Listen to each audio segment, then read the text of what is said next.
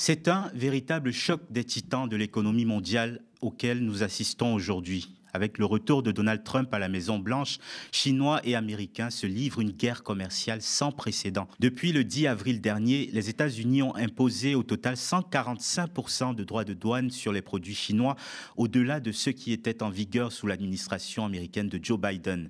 Et Washington assume totalement ce nouveau levier de sanctions ou de chantage à la négociation, quitte à plonger les marchés boursiers du monde entier dans le rouge.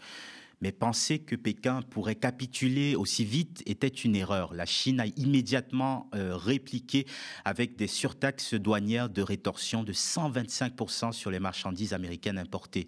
Et l'Empire du Milieu n'a pas peur d'aller plus loin dans cette confrontation. Ce jeudi, Pékin a de nouveau dénoncé le grave impact des mesures de Donald Trump sur l'économie mondiale, tout en se montrant ouvert au compromis. La porte est ouverte pour des négociations, mais ce dialogue doit être mené sur un pied d'égalité basé sur le respect mutuel. Si les États-Unis choisissent la voie de la confrontation, la Chine se battra jusqu'au bout. Une témérité chinoise qui a poussé les Américains à lâcher du lest en accordant des exemptions pour les smartphones, les ordinateurs portables ou encore les semi-conducteurs dont la Chine est un producteur majeur. Mais les tensions sont toujours extrêmement vives. En témoigne cette décision de Trump d'interdire au géant américain Nvidia de vendre ses microprocesseurs à Pékin alors qu'ils sont très prisés, notamment dans le secteur de l'intelligence artificielle. Alors jusqu'où ira donc ce bras de fer entre Xi Jinping et Donald Trump? On en parle tout de suite avec Bertrand Badi, politiste spécialiste des relations internationales, professeur émérite à Sciences Po et auteur de nombreux ouvrages, dont le dernier en date, L'art de la paix, paru chez Flammarion.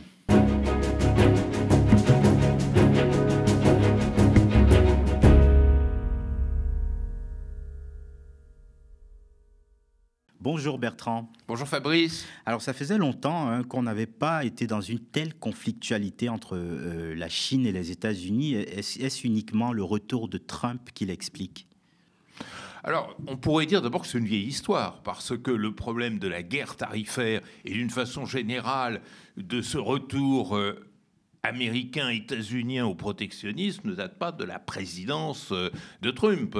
Il y avait déjà Trump 1 qui a été prolongé par Biden. Biden n'a en aucun cas remis en cause les premières mesures que Trump avait pu prendre. Et déjà auparavant, il y avait ce soupçon aux États-Unis à l'égard de la mondialisation. Il était un temps, au tournant du siècle, où la mondialisation, c'était tout beau et tout bon, et où donc le néolibéralisme inspiré par l'école de Chicago devait s'imposer partout. On a déchanté au tournant du siècle. Les États-Unis se sont aperçus qu'ils n'étaient pas en train d'écrire en leur faveur la fin de l'histoire, et donc il y a eu ce retour au protectionnisme. Mais évidemment, avec l'élection et surtout l'investiture du 20 janvier dernier, les choses se sont accélérées. C'est même plus qu'une accélération, c'est devenu une séquence nouvelle. Alors, quand on dit séquence nouvelle, on sous-entend, et je crois que c'est là le début de l'explication de la chose, que derrière la rationalité économique, assez pâle en la matière, il y a une rationalité politique. Alors, quelle est cette rationalité politique ? Elle est double. Et cette double nature ressemble parfaitement à ce qu'est le trumpisme. Premier élément, parler à son électorat. Si on veut comprendre Donald Trump, il faut savoir que c'est d'abord quelqu'un qui s'adresse à ses soutiens, à sa clientèle, qui a envie de voir à la Maison-Blanche un homme qui prend des décisions autoritaire, forte, capable de protéger les États-Unis, quelqu'un qui imprime sur le monde. Ça, c'est, je dirais, la rationalité politique intérieure. Et puis, derrière, et c'est lié au premier élément, il y a ce qui est l'essence même du Trumpisme, il ne faut jamais l'oublier, « Make America Great Again », c'est-à-dire montrer sur la scène internationale qu'on est revenu à un temps où celui qui décide est à Washington et plus précisément à la Maison-Blanche. Tout ça relève d'une rationalité politique. Et de ce point de vue-là, c'est assez transparent, hein. Je pense que personne n'essaye de dissimuler cette dynamique.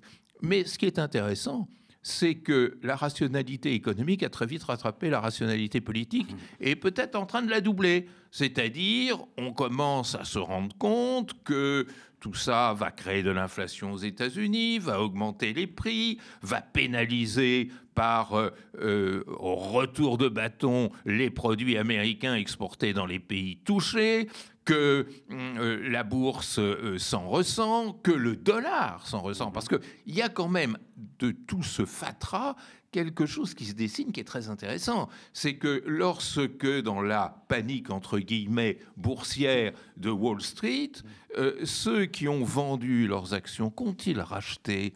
Pas des obligations américaines, des obligations qui relèvent d'autres titres et qui, du coup, viennent affaiblir la position des États-Unis et du dollar dans le monde. Alors on dit, tant mieux, le dollar étant plus faible, les exportations américaines vont s'en trouver galvanisées.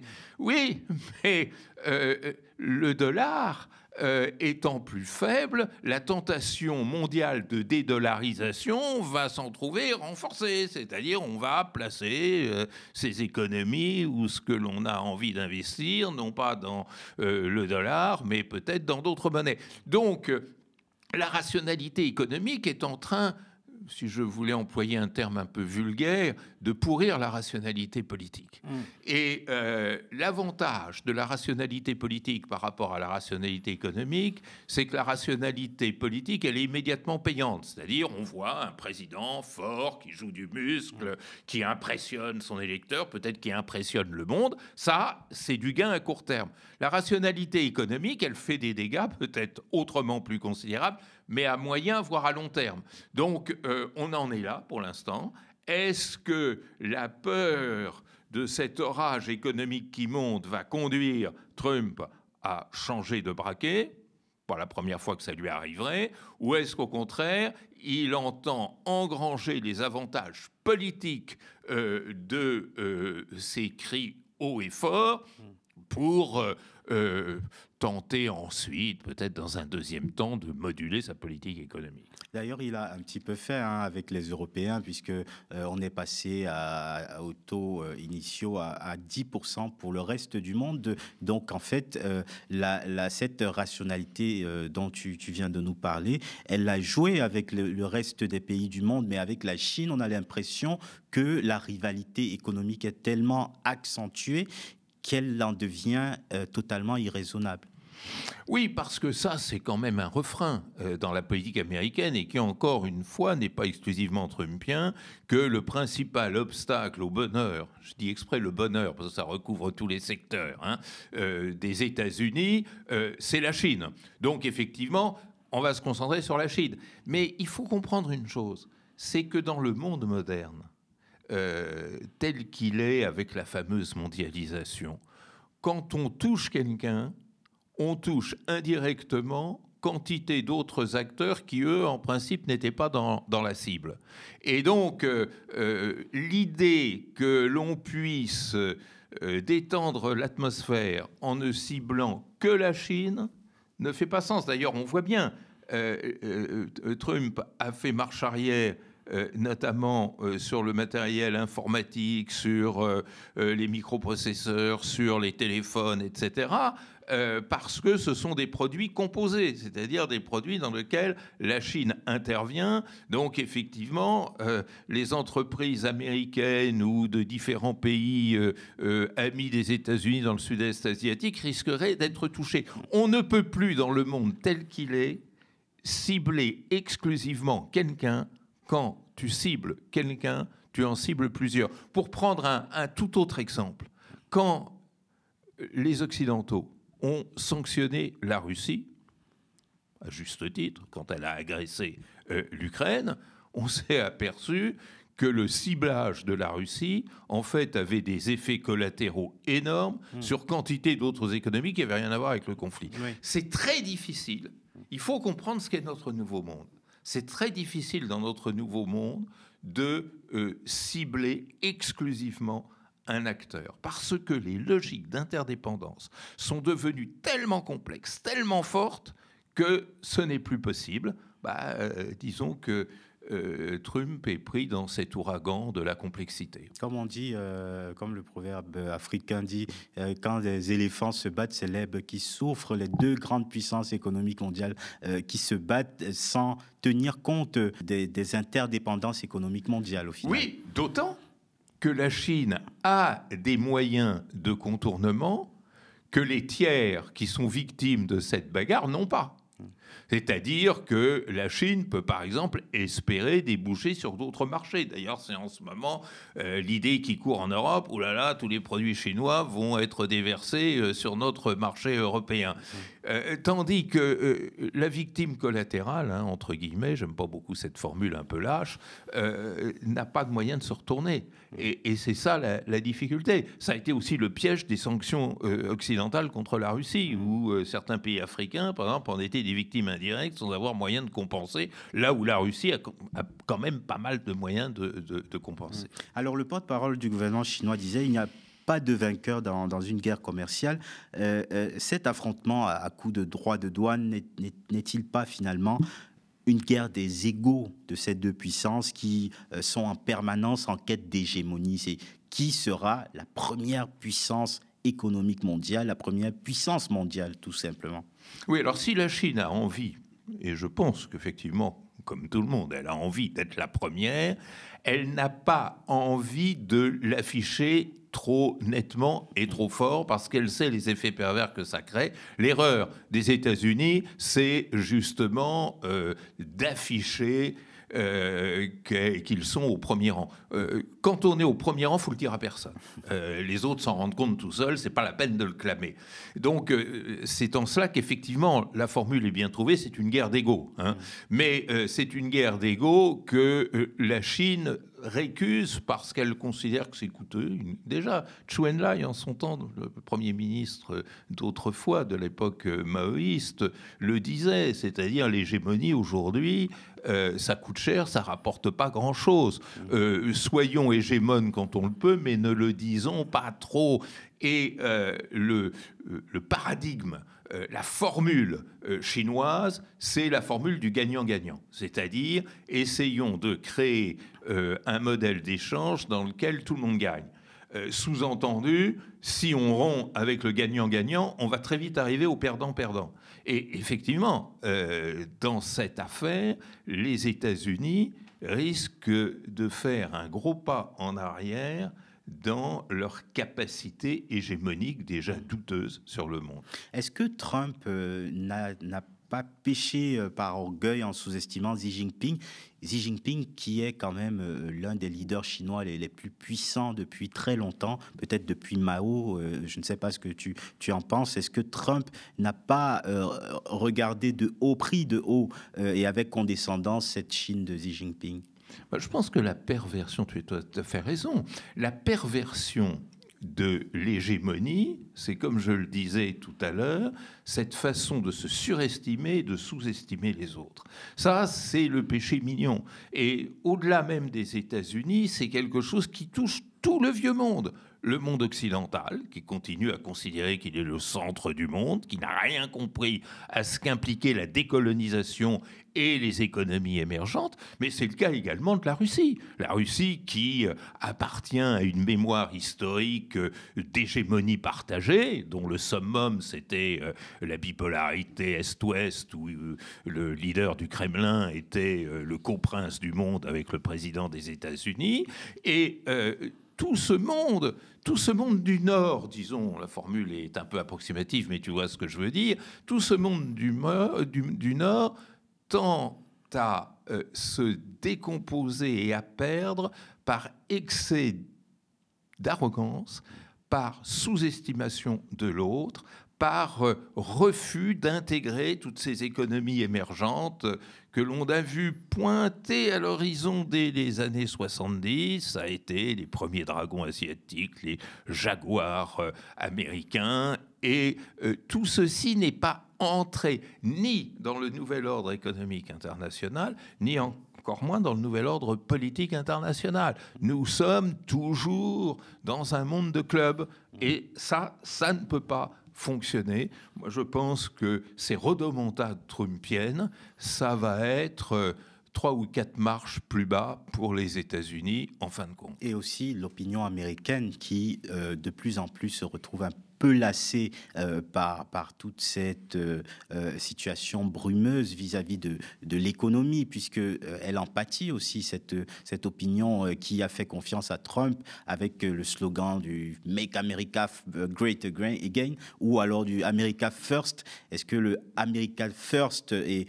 le conservatisme de certains ne va pas être ébranlé par les conditions économiques qui peuvent se dégrader? Oui, mais ça, c'est le propre des fièvres populistes. Qu'est-ce que c'est qu'une fièvre populiste? C'est quand un peuple, effectivement, se sent menacé, en danger, en régression, etc. Et la fièvre populiste donne 2 types de frissons, si je puis continuer dans la métaphore. Le premier frisson est un frisson affectif.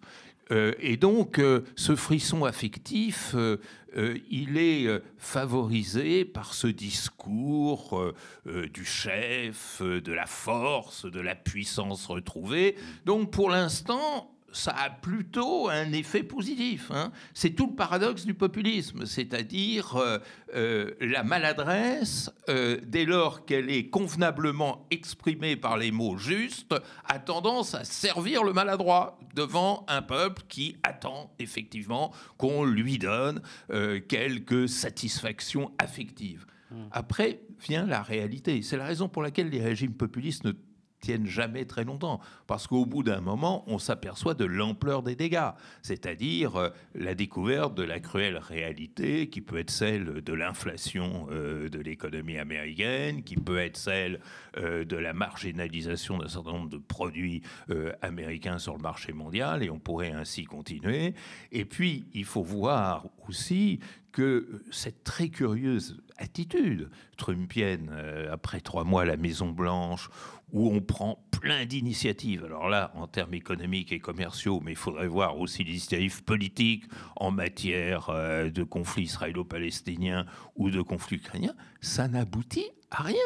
C'est-à-dire, au bout de 3 mois, on ne voit pas le début d'un résultat. Alors, il y a un nouveau feuilleton qui a été mis en programmation, qui est le dossier iranien. Paradoxalement, face à l'échec de l'intervention américaine dans le dossier ukrainien, et face à l'échec des États-Unis dans le dossier israélo-palestinien, peut-être que le dossier iranien va paraître plus facile. C'est-à-dire qu'en gros, qui en ce moment est en train de sauver la mise au régime affaibli de l'Iran, c'est M. Netanyahou. C'est-à-dire que l'incapacité de Trump de marquer des points dans la solution du conflit israélo-palestinien va probablement l'amener à plus de souplesse sur le dossier iranien pour enfin pouvoir se tourner vers son opinion et vers le monde en disant « Regardez, j'ai résolu la question iranienne », peut-être de manière plus favorable aux Iraniens que l'on pouvait l'imaginer, tout simplement parce que l'homme a besoin d'afficher des résultats. Le leader populiste qui n'affiche jamais de résultats, eh bien, se dégonfle. Donc, échec sur le plan commercial, échec sur le plan ukrainien, échec sur le plan israélo-palestinien, il faut trouver autre chose pour pouvoir enfin marquer un but. Alors, il y a quelque chose quand même qu'on a du mal à comprendre. Trump à la Maison-Blanche, c'est aussi l'ère des milliardaires libertariens, Musk, Zuckerberg, tous ces géants des big tech américaines qui sont quand même pour une politique d'ouverture puisqu'elle leur permet d'engranger des richesses. Est-ce qu'il n'y a pas un paradoxe avec cette politique trumpienne de la porte close ? Alors, c'est très compliqué parce que ce néolibertarianisme qui est effectif et qui est incarné par les noms que tu as indiqués, il est à double facette, c'est-à-dire effectivement ultralibéralisme sur le plan mondial, mais c'est un ultralibéralisme post-néolibéral. C'est-à-dire, il ne faut pas oublier l'échec qui a coûté très cher à beaucoup, du néolibéralisme, c'est-à-dire Milton Friedman, l'école de Chicago, tout ce qui, à la fin du siècle dernier et au tout début de celui-ci, faisait encore rêver les grands capitalistes. Et l'échec du néolibéralisme traditionnel a mis dans la tête des libertariens qu'il faut allier en même temps des moments et des initiatives de liberté totale avec des parcelles d'autoritarisme forcené. C'est-à-dire, en gros, si les gens ne veulent pas être totalement libres, il faut de temps en temps les forcer à être libres. Qu'est-ce que ça veut dire, forcer à être libre? C'est forcer d'accepter les lois de mon propre marché. Et c'est très intéressant de voir que ce capitalisme mondialisé ne peut aujourd'hui, dans l'esprit de ces entrepreneurs, ne survivre que s'il y a quelques injections, quelques instillations d'autoritarisme dans les rapports interétatiques, à l'intérieur des États, dans le système de valeurs affichées, c'est-à-dire le sentiment du capitalisme mondialisé que la liberté tout court, finalement, souvent se retourne contre soi. Donc, il faut de temps en temps utiliser quelques matraques pour forcer les uns et les autres à être libres. C'est le danger et aussi le flou qui va maintenant subsister entre les États, les puissances qui se présentent comme des démocraties où il y a un respect des libertés individuelles et des États un peu plus autoritaires, mais qui finalement se retrouvent un petit peu dans cette façon de faire. Oui, alors il faut faire très attention à une chose, moi qui m'inquiète beaucoup, c'est que cette pente nouvelle qui réengage une part d'autoritarisme le considérant comme utile et fonctionnel, imprime un peu partout. C'est-à-dire que le résultat net de l'opération, c'est la régression de la démocratie et de l'état de droit un peu partout. Et effectivement, la liberté d'expression, c'est-à-dire le développement d'un sens critique, est partout réprimé sous des formes plus ou moins feutrées. Alors aux États-Unis, c'est explicite, il est interdit d'avoir une pensée critique. Harvard en fait en ce moment les frais, mais ça arrive en Europe. Cette espèce de surexcitation en Europe contre le wokisme, entre guillemets, parce que la formule est commode, pour stigmatiser tout ce qui est un peu critique. Cette répression à l'égard d'étudiants qui disent librement leur indignation devant ces dizaines de milliers de morts en Palestine, qui n'intéressent pratiquement plus personne, en tous les cas, qui n'intéressent pas les chancelleries. Cette répression contre les étudiants, ça veut dire quoi? Ça veut dire que les démocraties d'hier ont peur de cette contestation qui se réalimente à la base des sociétés civiles. Et la base des sociétés civiles, c'est notamment la jeunesse. Donc, il faut être très vigilant, parce qu'on sent bien que la liberté d'expression est en régression, comme elle ne l'a jamais été dans nos sociétés. Parce qu'on sent bien que la pensée critique est détestée, parce que cette pensée critique est en train de saper ces constructions artificielles que l'on présentait il y a un instant. Donc, attention, que celui qui n'a pas péché jette la première pierre, c'est-à-dire j'aimerais bien qu'on m'explique qui, dans le monde actuel, est en mesure de pérenniser parfaitement l'idéal démocratique et de liberté publique. Et sachant qu'en plus, parfois, il y a un déni de ces questions quand il s'agit des dérives côté occidental et des dérives concernant la Chine. Le parallèle n'est pas toujours clair dans l'esprit de l'opinion. C'est la Chine considérée spontanément comme un État autoritariste. La dérive autoritaire qui s'opère aux États-Unis actuellement n'est pas encore, j'ai envie de dire, matérialisé dans l'esprit de l'opinion publique. Oui, parce que ce que l'on reproche de plus en plus à la pensée libre et critique, c'est de finalement s'aligner sur un esprit antidémocratique.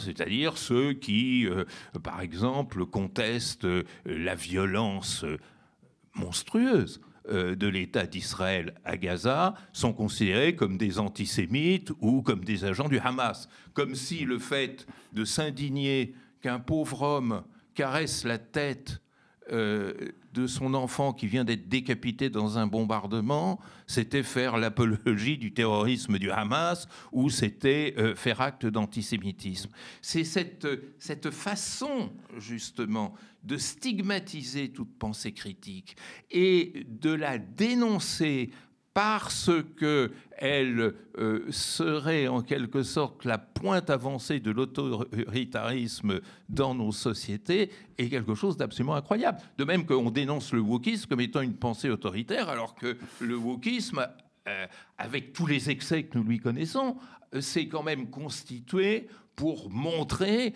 qu'il y a un certain nombre de paramètres cachés qu'il faut découvrir et mettre en avant pour que la société puisse aller dans le sens d'un plus grand humanisme. Est-ce que ce pic de rivalité, pour en revenir à cette rivalité économique entre la Chine et les États-Unis, est-ce que cet épisode n'est pas finalement la dernière étape d'une polarisation du monde? Les États-Unis qui se sont montrés souples vis-à-vis de l'Europe et qui constituent encore en soi un bloc homogène dans le camp occidental, et la Chine qui continue d'augmenter aussi sa coopération avec les pays du Sud, avec les BRICS.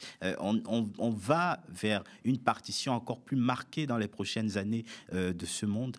Tu as raison, c'est-à-dire que c'est un des grands paradoxes que ce discours grossier au sens qu'il ne contient aucune subtilité ni aucune analyse sur ce que le monde est en train de devenir, a paradoxalement pour effet de donner de la consistance à l'idée du Sud global.